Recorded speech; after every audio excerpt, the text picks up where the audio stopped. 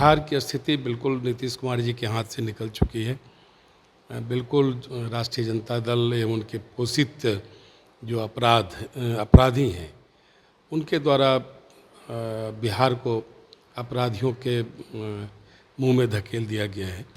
और इन सारे चीज़ों को लेकर 25 लाख हस्ताक्षर के साथ आज प्रदेश अध्यक्ष भाजपा के नेतृत्व में हम सब महामहिम राज्यपाल से मिले और उन्हें ज्ञापन दिया कि भारतीय राष्ट्रीय कांग्रेस या जो INDIA का गठबंधन है उन्हें मुंह की खानी पड़ेगी। नमस्कार, मेरा नाम प्रेम है और आप लाइव स्ट्रीम देख रहे हैं। देखिए, बीजेपी के लोग हैं जो महामहिम राज्यपाल से मुलाकात करने गए थे। क्या कुछ बातें हुई, तमाम चीज़ों को लेकर हम बात करने वाले हैं। बिहार के पूर्व उप मुख्यमंत्री तारकिशोर प्रसाद सर, आप लोग राज्यपाल से मिले। देखिए, विगत 1 वर्षों से लगातार बिहार में महागठबंधन की सरकार के गठन के बाद जो आपराधिक परिस्थितियां बनी है, जिस प्रकार से हत्याएं हो रही है, अपहरण की घटनाएं हो रही है, लड़कियों का अपहरण हो रहा है, बलात्कार हो रहा है, सरकार हाथ पर हाथ धर कर बैठी है।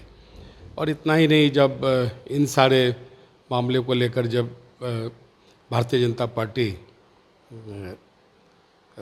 मार्च कर रही थी गांधी मैदान से बिहार विधानसभा की ओर, तो आपने देखा कि किस प्रकार से लाठीचार्ज हुआ, जानलेवा हमला हुआ। तो ये सारी चीज़ें बहुत स्पष्ट है कि लोकतांत्रिक तरीके से अगर सरकार के नाकामियों का हम सब प्रतिरोध कर रहे हैं तो सरकार लाठीचार्ज के द्वारा जान लेने पर उतारू है। तो बिहार की स्थिति बिल्कुल नीतीश कुमार जी के हाथ से निकल चुकी है।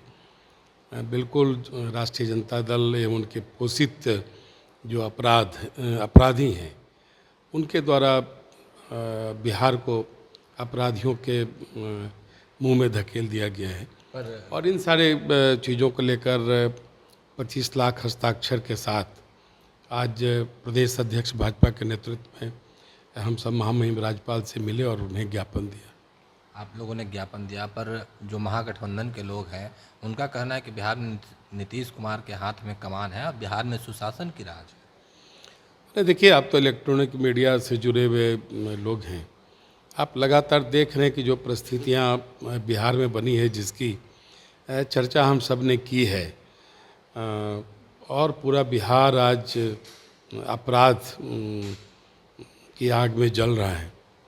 और महागठबंधन है, उनके प्रवक्ता जिस प्रकार से बातें करते हैं, या तो बिहार की परिस्थिति को समझ नहीं रहे हैं या उनकी ये मजबूरी है कि इतनी घटनाओं के बावजूद भी महागठबंधन सरकार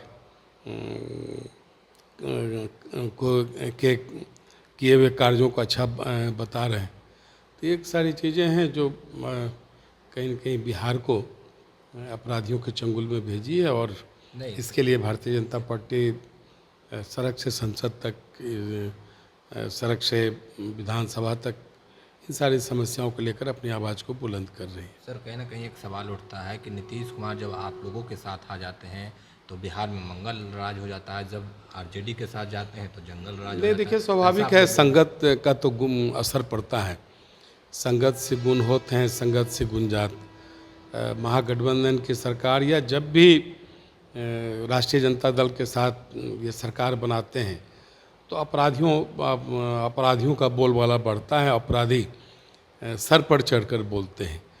और स्वाभाविक है कि NDA के साथ जब वो सरकार में रहते हैं तो भारतीय जनता पार्टी की अपनी सूझता है।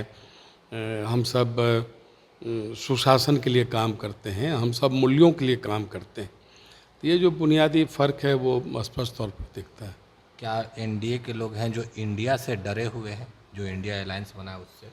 नहीं, इंडिया से काहे डरेंगे। NDA कोई स्वर्गीय अटल बिहारी वाजपेयी के कार्यकाल से NDA चल रहा है और बखूबी अटल जी के नेतृत्व में सरकार चली, और विगत 9 वर्षों से नरेंद्र मोदी जी के नेतृत्व में NDA की सरकार चल रही है। INDIA बनाकर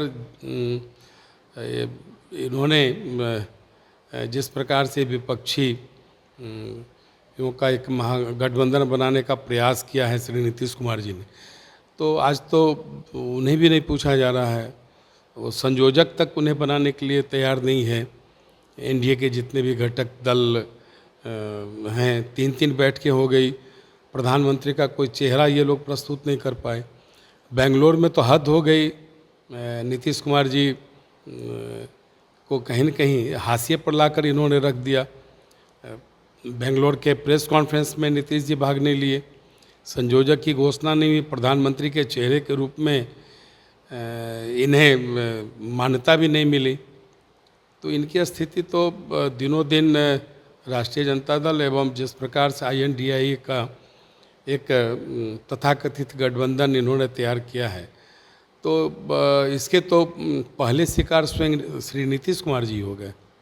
नहीं, ऐसा हम इसलिए सवाल कर रहे हैं क्योंकि कई महिला सांसद हैं, वो राहुल गांधी के खिलाफ में लिखित शिकायत दिए हैं। फ्लाइंग किस को लेकर मामला उठ रहा था, इसको खिलाफ।